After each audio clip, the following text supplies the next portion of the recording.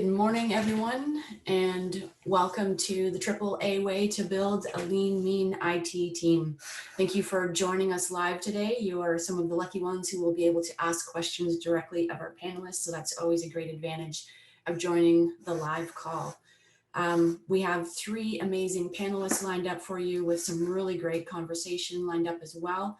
So I do hope that you find this helpful and that there will be lots of questions we can answer for you. Just before we get started, I'm gonna close this down.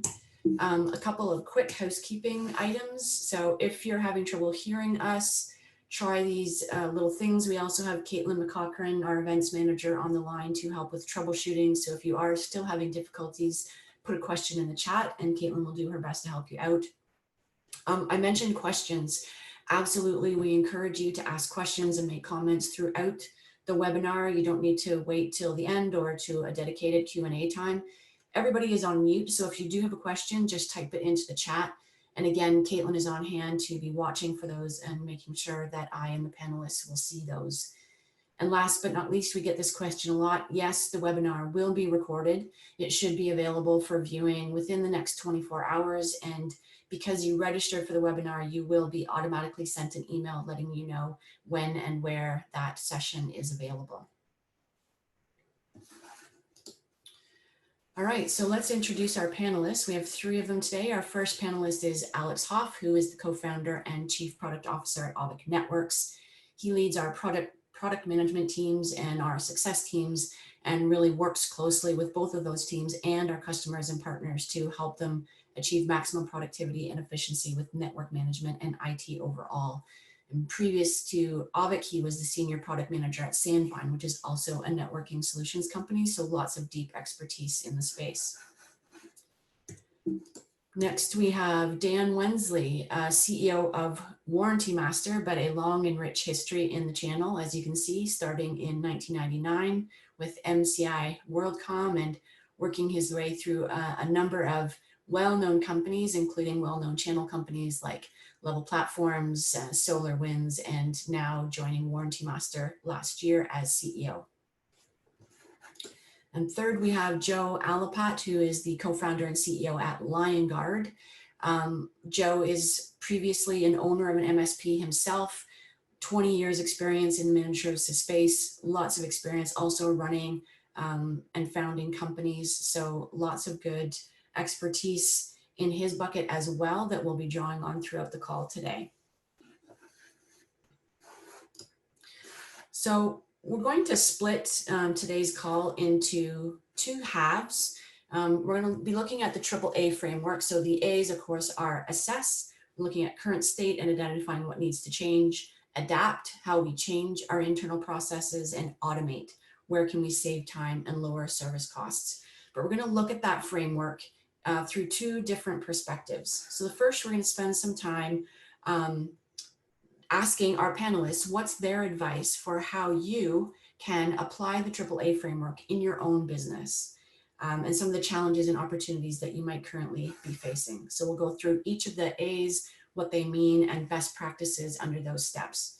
Following that, we're going to explore some mini case studies about how our panelists have applied this framework in their own businesses and some of the outcomes that they've seen.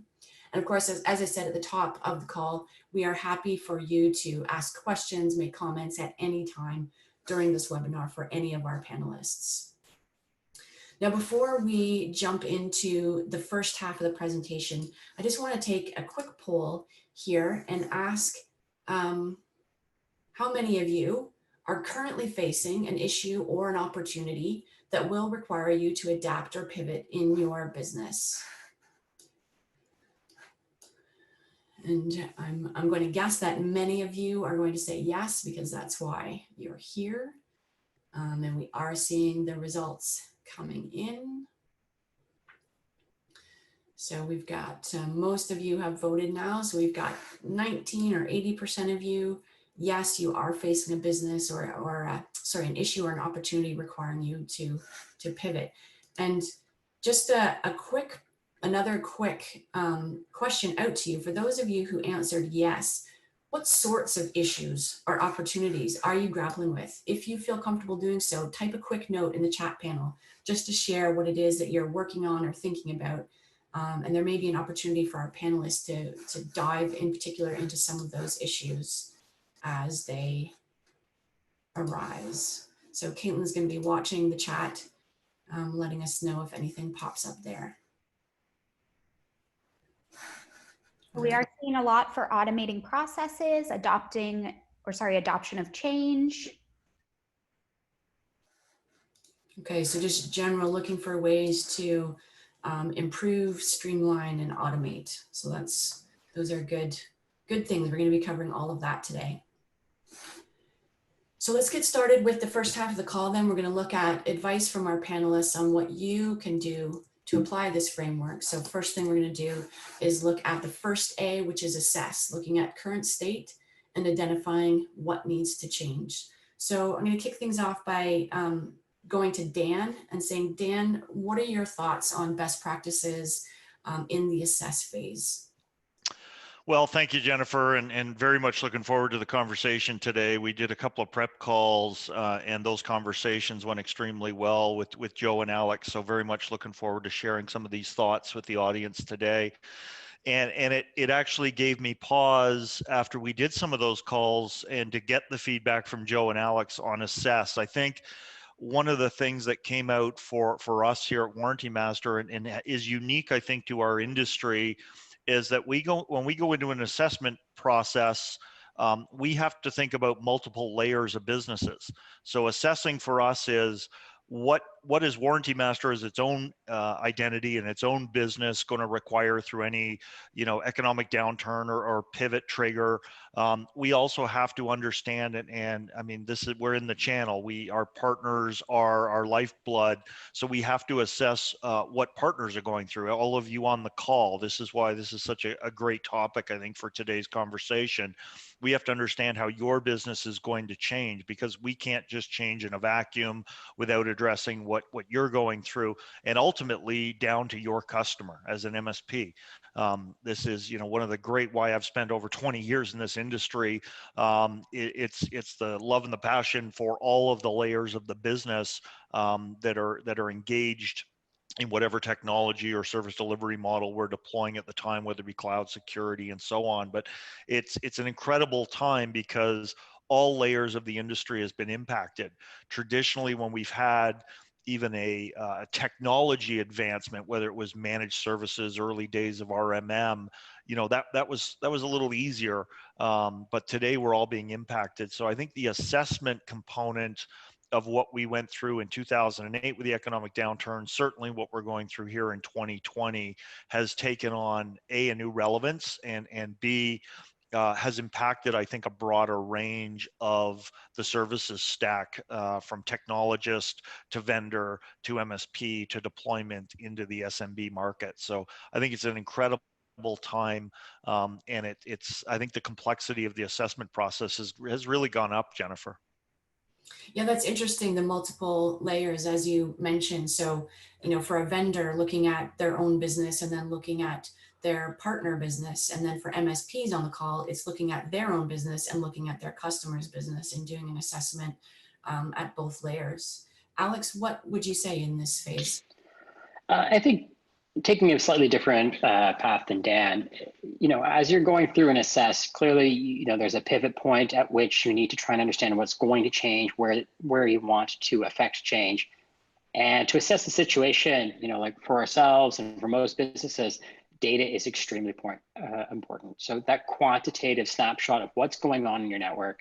And this is something that if you're not doing this today, if you're not tracking your metrics, tracking your time, looking at your sales conversions, your retention, all that kind of stuff, it's an opportunity to re-examine and look at it. Now, that relates to the more macro side of the business. Now, when you talk about networking, obviously that's something different. But I think if I could leave people with one thought today is, as you're doing your own internal QBRs, your own internal reviews of the performance of your business throughout any change environment, how are you tracking your metrics? What metrics do you want to work on? And we started to use something called OKRs inside of our organization pretty loosely right now, because they're very challenging to get right. but just what are your North Star metrics? How do you look at the data? How does that support the objective you're working towards? And what are you going to do about it? So I think data is super, super important. Joe?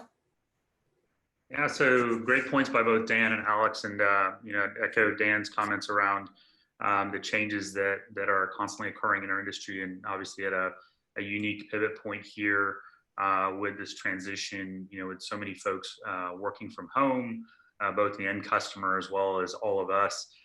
So it does present some new opportunities, some challenges as well. And so, at Liongard, we're focused on visibility, and that's something that we think is extremely important when you're doing this assessment phase. Is how do you gain full visibility to the situation so that you're not going down the wrong path, and that means that you really have to put be in a sonar mode constantly to be able to really branch out and see across all of the different areas of both your business as well as your end customer, and be able to baseline what's going on a continuous basis. So, speaking to Alex's point, what we like to do at our business is, we do regularly health check scorecard metrics on a weekly basis. And, we ask our management team to constantly monitor those and report those out to all of the other, management team members. And we actually open it up to the rest of the team as well.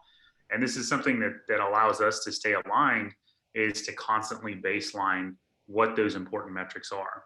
Now, that's from an internal basis. When it comes to managing your customers, and I saw the note around improving the level of automation, and to us, that gaining full visibility, baselining what is happening in a customer's environment, and then continuously doing that is challenging. This is not something that you generally want to do by having humans go off and do this on a constant basis. You do need to leverage automation around that, and we'll talk about that a little bit later.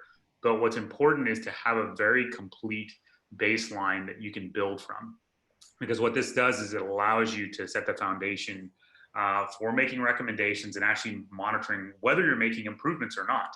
And so internally, that's important to rally the team to say, hey, great job here, or wait a second, we're not making any visible progress here. What's happening here, or something going the wrong way. With the customer, when we talk about periodic business reviews, what do you base that on? How do you showcase ongoing value to that end customer? It all starts with a very strong baseline, which means that having strong assessment at the very beginning really is what builds into this. And then how do you then get into a continuous assessment mode to be able to measure how you're moving along the way? So those are just some high level thoughts that I have on this assessment phase. And it's something from a core value standpoint for us, matches to our first core value, which is listen and learn. And so this is a really kind of pivotal part of what we consider the first step in looking at any situation. So what I'm hearing from all of you is that data is so incredibly important.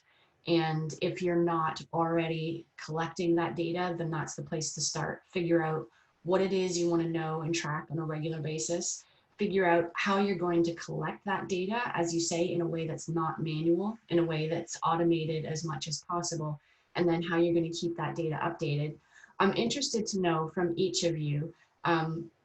So obviously we're going to look at internal metrics like sales conversion funnel or time to close tickets. To what extent do you think MSPs need to be looking at assessing current external states, the economy, politics, social trends that might be affecting their business, and how does that factor into this phase?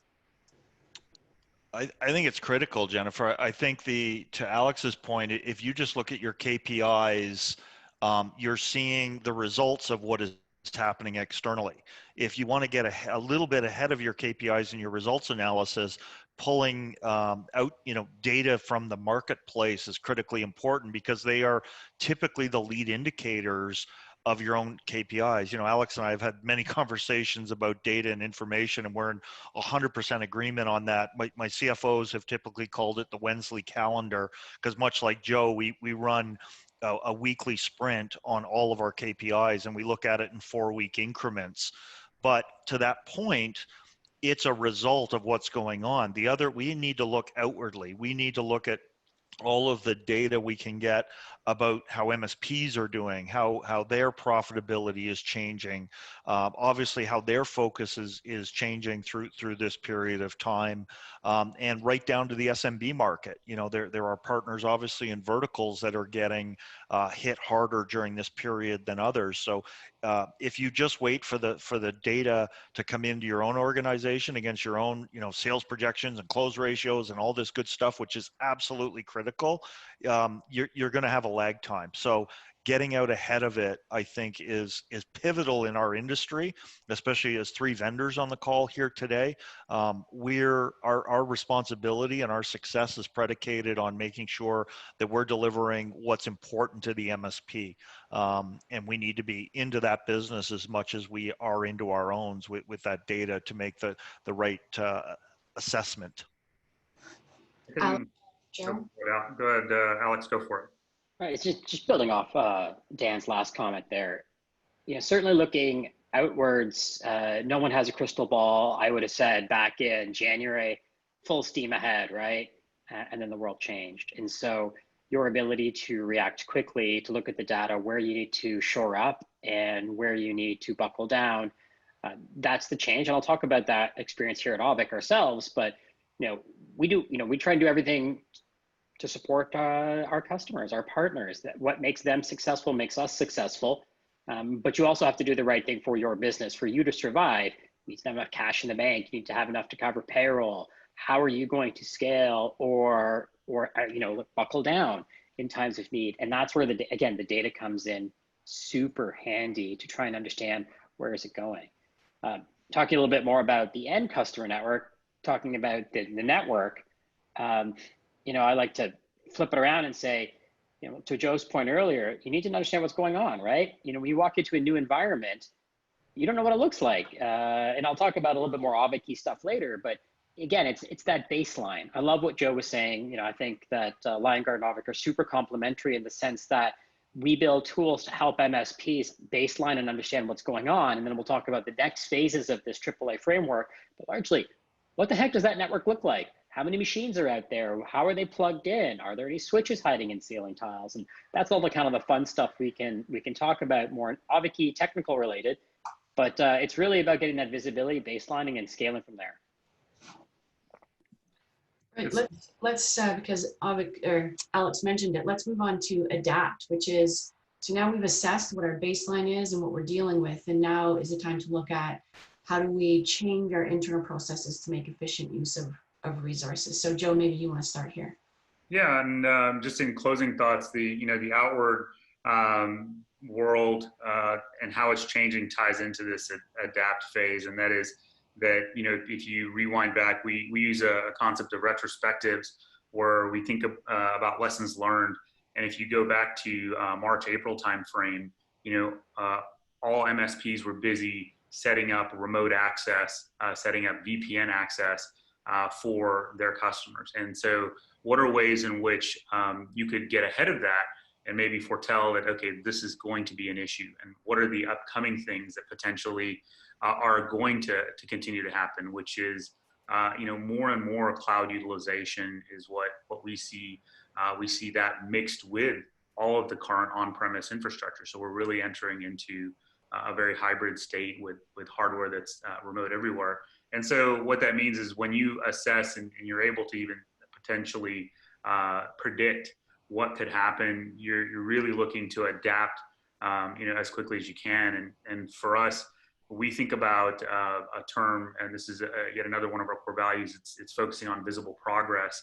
So that's iterating in faster cycles. So that means that even before you're able to put a complete offering or thought process into place internally, how can you do that in ways that you're able to showcase visible progress either to your peers or to your customer? So if you're changing a process, maybe it's pulling a data element and putting it into a spreadsheet initially, but what you're looking to do is de-risk whatever it is that you're out to go off and change or implement.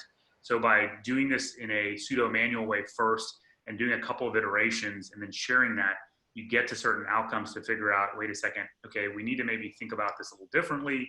this is how we should maybe think about this. And then you seek to go to that next phase, which we'll talk about, which is automation. But as you're iterating through this process, what we think is extremely important is that continuous baselining. It's really monitoring for changes that are happening both in your business as well as your end customers' environment. And that's so important because some of these changes, some of the most basic ones are, configuration changes that might happen to systems, privileges that change in systems that could impact or cause an outage or cause security concerns. And so how do you have visibility into all of these things, and how can you adapt rapidly to these changes that are happening? The only way is you really have to have this ability to monitor for what's going on. And that means monitoring the health of your business on a regular basis. It also means monitoring your customer's environment on a regular basis to look for those changes. That iteration piece really reminds me of one of the Auvik Way principles. Alex, I keep calling you Auvik. Alex. Auvik Alex works. Yeah. I've been called worst. The one about fail fast, right? 3 out of 4 is better than 1 out of 1. So what do you say about this, the process of fast change?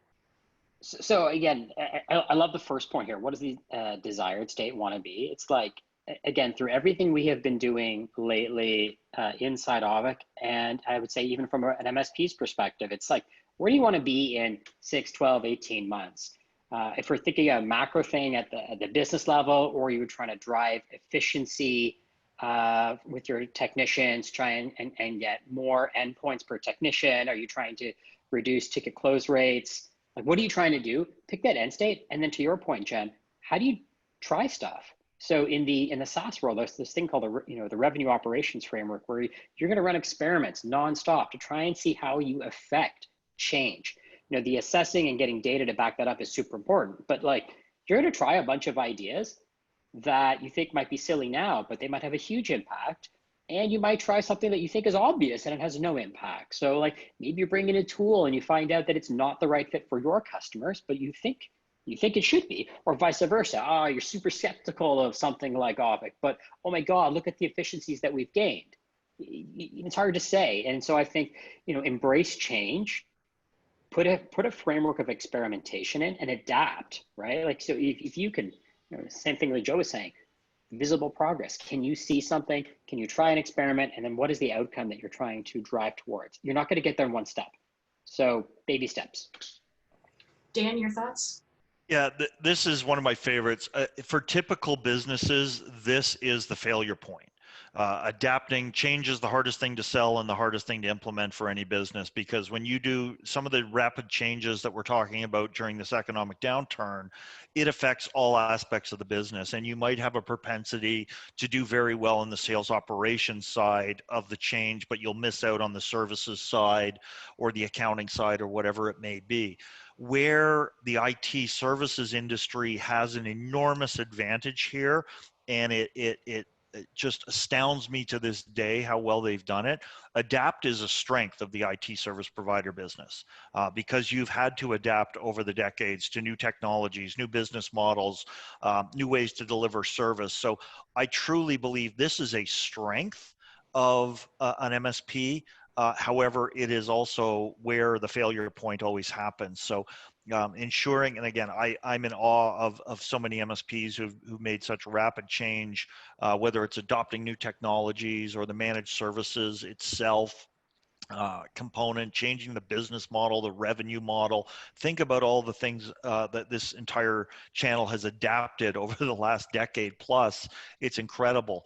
However, I would just emphasize that when you have to go through a rapid change like this, in some cases, just make sure you're covering all the bases. I couldn't agree with Alex more that the data is going to set the roadmap ahead for you, but you also now have to use data in an ongoing basis as this fork in the road here is quite relevant.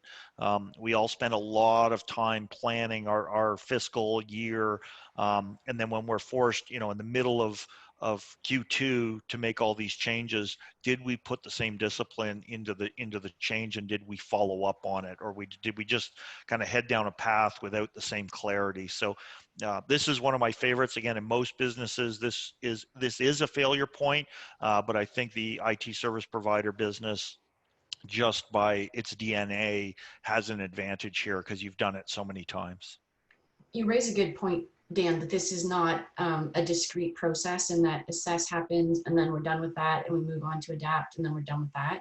There is a lot of back and forth, right? So you assess, you get your metrics and your baseline, you adapt, you look back to your metrics and assess, did that change anything? In what way did it change it? Okay, let's adapt again. Let's go back to our metrics. So there's really a kind of a back and forth here.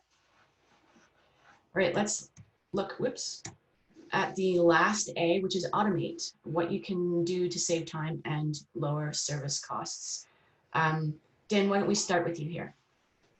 Sure. So this is a great one, and I think the term automate to get our AAA in is correct. But for me, this is all about profitability, and you've got it covered here, right? Saving time, lowering service delivery costs. Automation is the title of actually profitability. So, and I think for many MSPs, I mean, this is the longest period in North America without an economic downturn prior to what we've gone through here recently. And the question for many is where are we getting a little lazy in a couple of areas? One of the things that as a part of our assessment process in talking to dozens and dozens of partners over the last few weeks and months here, those who took the discipline of profitability early on are doing the best today. We're not now trying to deal with profitability issues where we weren't in a good, stable place. So I think this is an ongoing component of the business that in good times can be, yeah, we're doing pretty well and we're up from last year. Could we be up even more from last year if we had sort of the economic pressures that we do today? So I think it's, we saw it in 2008. I think, that accelerated the managed services adoption. When Rob Ray and I used to talk at Level, it's, the tipping point for managed services for Level platforms was when gas prices went through the roof. Right? And we couldn't afford to roll trucks anymore. For many IT service providers, that was the tipping point. Profitability was actually the driver for the change. So automation, critical. Again, I think this is core to the DNA of our industry. It, arguably started with the managed services evolution.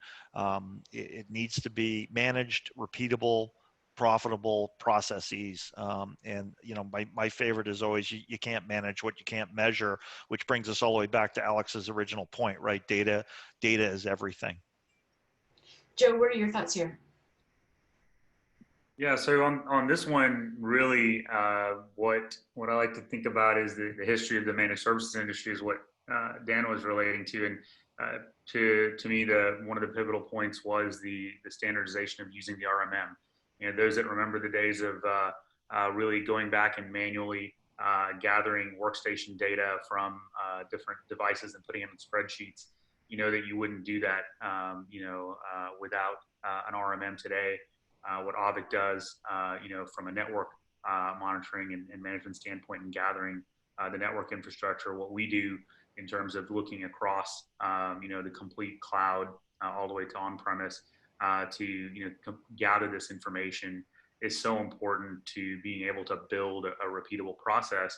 But when we think about the managed services industry, there's I've been in that world because I operated one.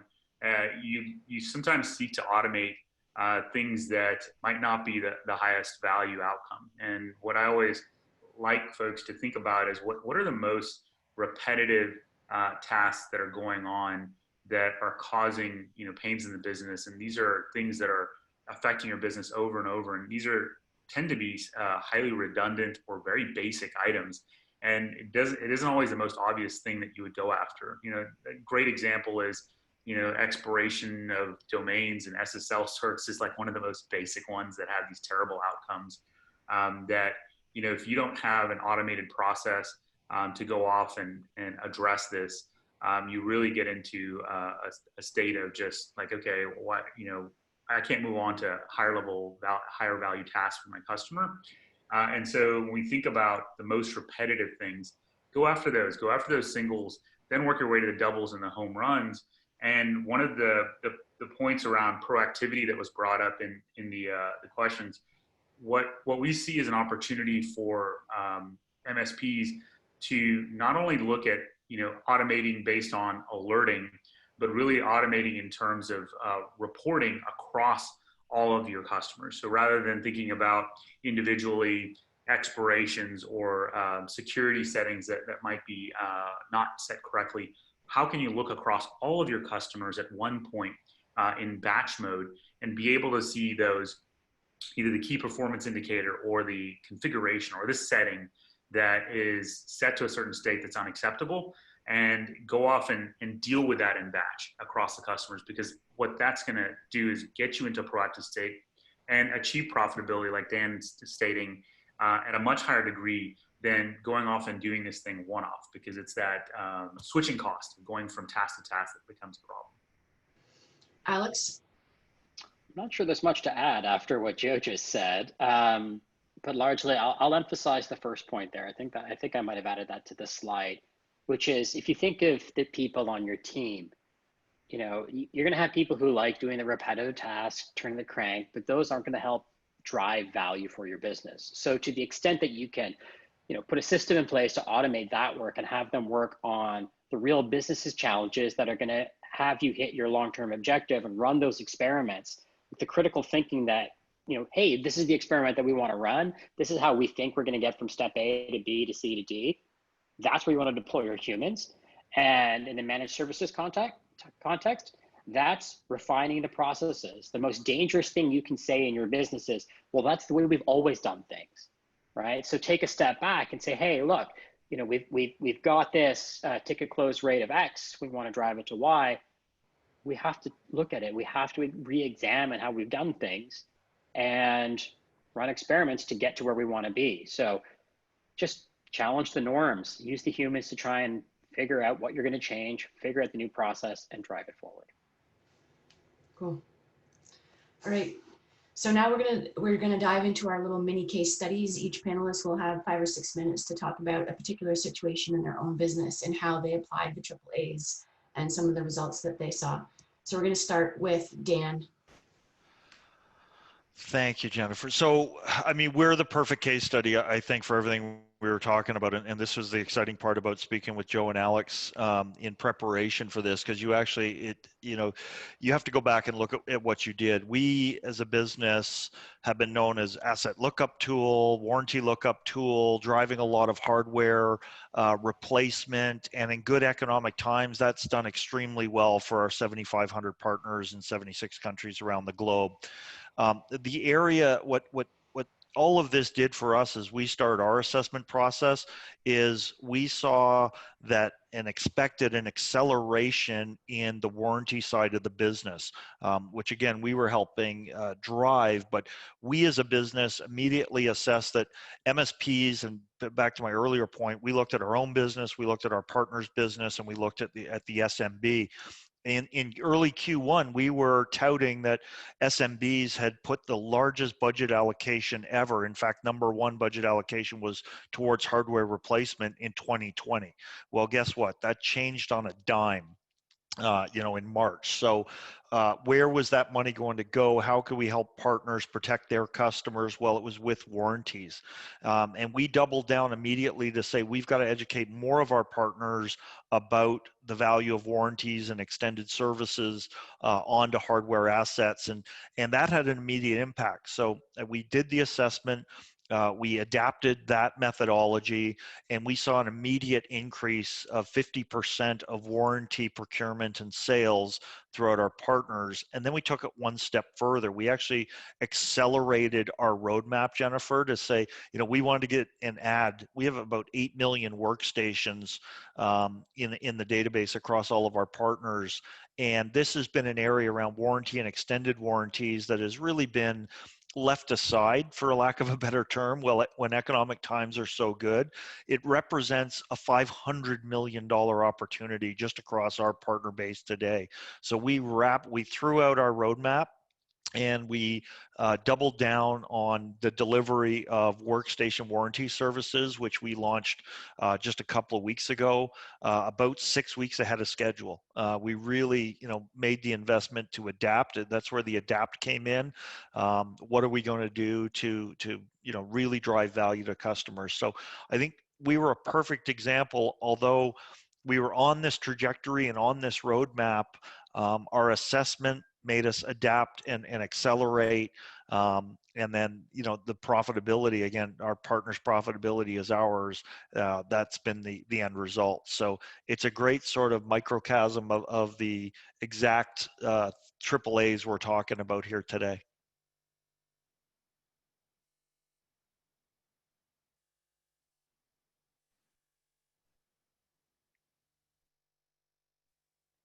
Sorry, I was on mute. Thanks, Dan. Alex. Yeah. So same thing, right? March hit, we were in a really high growth trajectory for this year. We had to stop, re-examine, and we use this as an opportunity at a very macro level to try and figure out, hey, given the world has changed dramatically, that more people will be working remote, we call it a distributed workforce. There'll be less emphasis for on-premise. There's a whole bunch of things changing. Where do we want the company to be in a couple of years? And then work backwards to try and figure out how does that affect the way we scale the business, the way we structure the business, and the products that we deliver to our partners. And so I think of the most simple example, Auvik builds network management software for on-premise networks. Well, if everybody's distributed, how do you adapt the roadmap to help that employee who's working at home on their personal iPad connected to personal Wi-Fi over personal internet?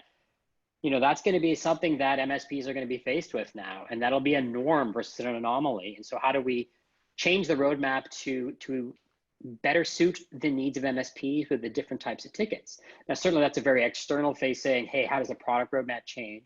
But we also challenge the norms internally. We certainly had to assess where our problems were. Certainly I could speak to the experience of my team, assess the efficiencies we've been measuring, a lot of the organization's success, support. How do we automate, how do we adapt the processes that we have today? How do we automate certain low value activities? If you want to update your billing email address, you shouldn't have to talk to a human. You don't want to talk to a human. You just want to put it in a form and call it a day because it's just too inefficient for you and us.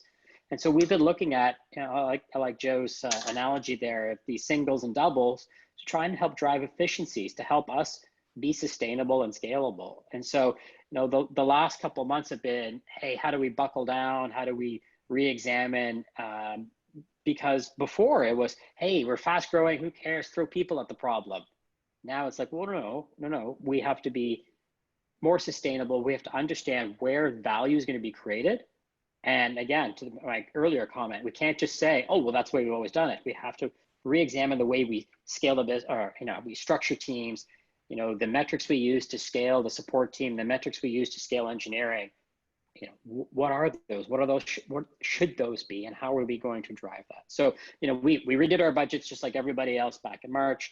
We are just coming through another replanning phase as we're very, I would say, very encouraged by the global outlook and what most MSPs and SMBs are kind of sharing with us. We're cautiously optimistic, maybe not as optimistic as we were back in January, but we are seeing opportunities to scale rapidly, and we are tackling those now. And so, time will tell if the assumptions we have made, but certainly again, assess, adapt. And those, I think I like those two the most right now because it's very hard to automate in such a high rate of change. But certainly I love Joe's thing about the singles. We have a team now dedicated to that.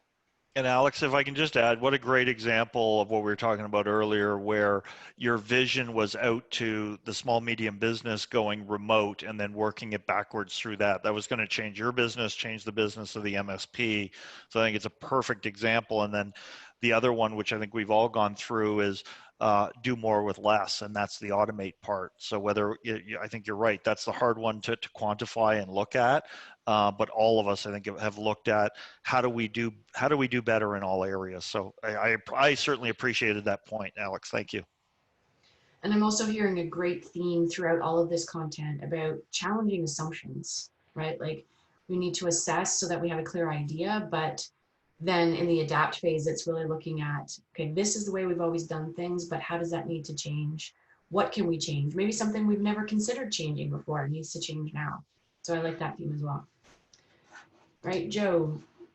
Yeah, so one of the things that we all learn is that it's always the best way to learn is to listen to stories, and it's awesome to hear Dan and Alex both talk about stories, what's going on in Warranty Master, what's going on in Auvik, and how things are changing and how that maps into what our managed service providers are doing with their end customers. For us, what we found is that scoring, this assessment concept, maps to scoring for our partners. So our MSPs that are working with us, we actually have an internal score that tells us how healthy they're doing. And we, you can go around this thing and, you get into this adapt phase where you want to come up with a perfect score that you can come up with. But this is something during my MSP days I wish I had done and I didn't have in place, was a way to score our customers, which is what I would encourage you all to think about, is how do you score the health of that customer, whether that's activity, ticketing, usage of the technologies that you all are managing, growth in users, MRR that you're either increasing or keeping stable, what have you, right? There's so much you can use to create a composite score for your customers. What we use that for is what we found out is that our last year, when we onboarded customers and brought them on within the first 30 to 60 days, their score was not where we wanted it to be. And what we found is that when our customers scored higher early on, they ended up doing so much more with us and interacting with us and, obviously renewing and maintaining that relationship. So we put a concerted effort into place to say, you know what, we're going to use that score and we're going to watch within the first 30 to 60 days and see how quickly we can increase that score. And what we found is we changed our onboarding process to be much, much more, hand over hand. As Adam, our CRO, likes to say, we're teaching, learning, and we're really educating our customers on our platform in a way that they feel successful around using it. And this is something that I would say to everyone on the call, when you're working with your customers, really those first 30 to 60 days matter so much. And if you're able to engage with them and score them in a way to identify how healthy they're doing, within the first 60 days, you'll know whether that relationship is going to end up being a strong one or not. And from there, what you can do is use that as that baseline to periodically do that business review and nudge the customer and improve, these rebaselines. And so going back to one of the other questions from the audience around compliance, that means that you do need to have periodic audits that you're able to report back progress to the end customer on. And that's something that we believe in at Liongard, that you need to be able to audit all the systems on a consistent basis in an automated way to produce that. So this is something that's been important to us. I think it's important for the MSPs to really think through that, to be able to go off and score their customers and really onboard them and focus on those first 60 days. Thanks, Joe. So a lot of good content and ideas that have come out here, a lot of good themes. I'd like to go to each of the panelists and maybe just sort of parting thoughts and what stands out for you out of today's conversations. Dan? Sorry to interrupt. We just have a question from Lindsay Myers, and she's wondering if we can give some examples of what we're looking for in a healthy client. Oh, great question. Joe, you brought it up. What's a healthy client? Yep. So I think one of the areas where we find that is ignored is disengagement. So sometimes you can look at an invoice that's coming in and you're getting the payment from the customer, and maybe it's coming in quickly because you've come up with an automated way to do that. Disengagement is an early indicator that you could have a problem with that partner. Are they showing up for periodic business reviews? Are they using the technologies that you're managing for them? We think, or trained to think, that tickets are necessarily bad. If you're not getting any tickets, from your customer at all, it could show a level of disengagement, and this makes it hard to provide value. So for us, we think about the activity in the systems, and for MSP specifically, how could you use the tools that you all have for monitoring the environments, the systems that you all manage, to understand the level of activity that's going on. And what you can do is use that score, and this is where we're thinking through right now, is actually share that back with the customer periodically to say, here's where you stand on usage of the technology, of the things that we're using to score your health, so that it's a collaborative effort to have a feedback loop to say, we think you need to do X, Y, and Z to leverage your technology better. So I think about usage of technology. I think about engagement, meaning are they interacting with you through whatever mechanism, chat, ticket, attendance at the periodic business review. Those are the things that I would focus on initially. I'll hand it off to Dan. Oh, I think you're absolutely. The only thing I would add is we simplified it down to time, effort, and money. And those are great points, Joe. Tickets aren't necessarily about, it's engagement. So the money's the easy part. What's the financial health, the revenue being generated, all that good stuff. But it's critically important, especially adapting either new technologies, new platforms. We'd always look for partners who are committed on time and effort.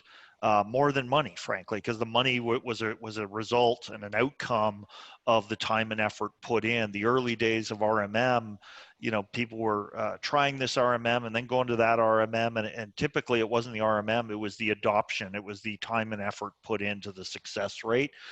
So I think those are great points, and I think that was a great question. So I just have another one here from Kenneth.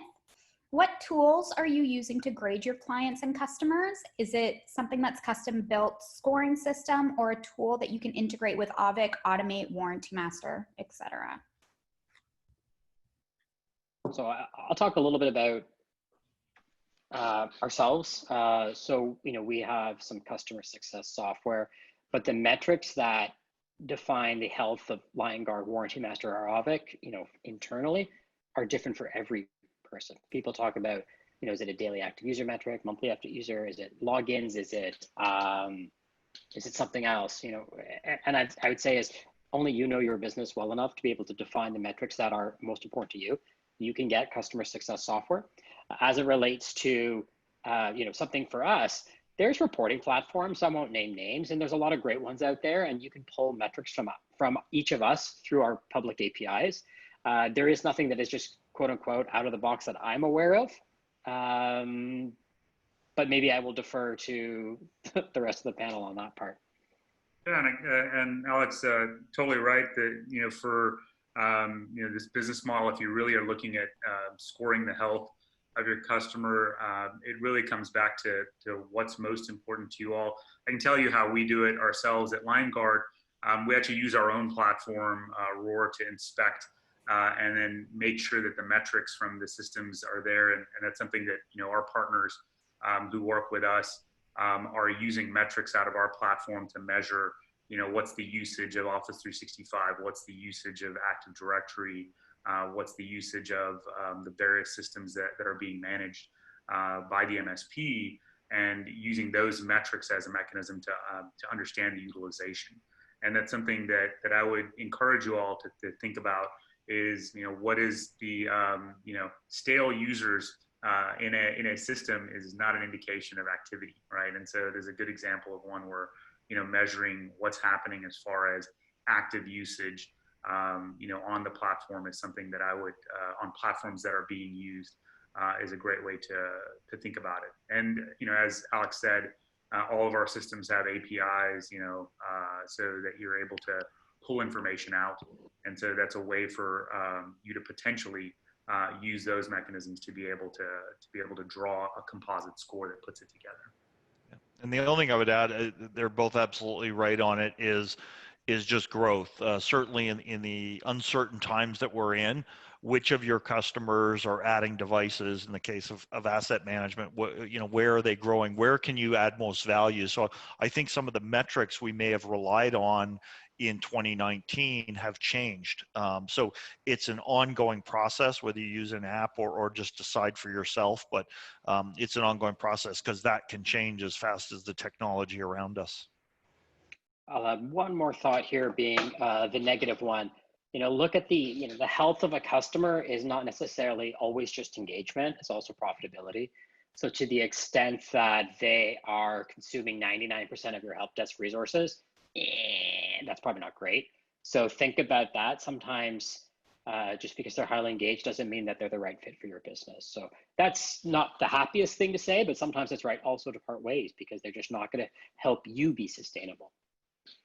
That's a good point by Alex. The obvious one that we haven't talked about is, customer satisfaction scoring and incorporating that into, the health of a customer. This is something that you can, integrate into tickets or other interactions or a periodic survey with the customer if you're doing a net promoter score or just basic customer satisfaction surveys, and use that as part of your composite score to understand, is this customer happy? What I find is using one metric only sometimes isn't the only definer. Like we found that it ends up sending you down the wrong path.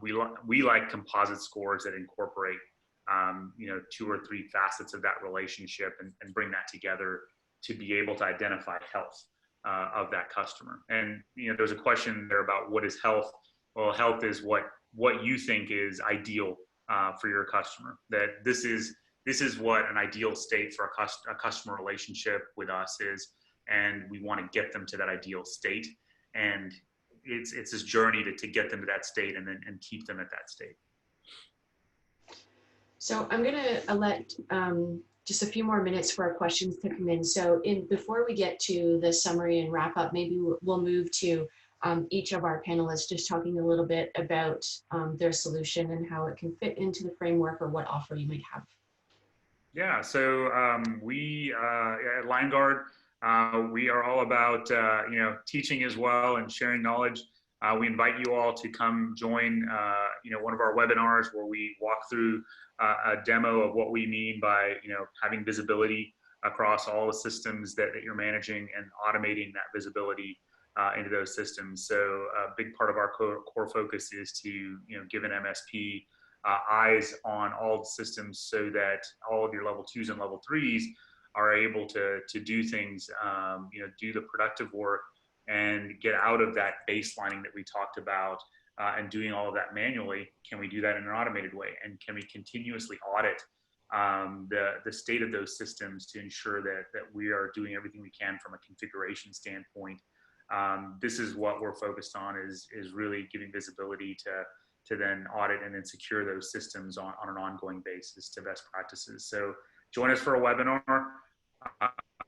We'll tell you more about what Liongard does. I think you'll be impressed and enjoy the session. Thanks, Joe. Dan. Thanks. So we're doing the AAAs. We're allowing partners to assess, adapt, and automate asset lifecycle management. Again, the big push now has been around the revenue on extended warranties. We drive a lot of hardware sales for partners, 7,500 partners in 76 countries, and our partner rate has been maintained and grown, frankly, through Q2 here because it ties into exactly the topics we were talking about today. Automation is key. There has been too many manual processes around extended life warranties, even asset management. We saw a spike in the number of devices under management with everybody going remote and adding home laptops to the corporate network. So we have great opportunities. We have success videos you can watch, a very successful remote workbook resource kit that we provided to partners, and you can start a free trial and check it out for yourselves. And we're at warrantymaster.com. Thank you, Dan. Auvik. And last but not least, Auvik. So as we've kind of alluded to, we are a network management platform for MSPs, help them get better visibility into the network, mapping, monitoring, and just generally understanding what's going on in this network. We have integrations with both Liongard and Warranty Master, and we encourage you to try it out. So there's the link up there on the screen. Go ahead, try it out for 14 days. We'll help you through that journey with a network assessment toolkit, but largely try it out. If you're not already a partner and you want to get visibility into your networks, no better time to start than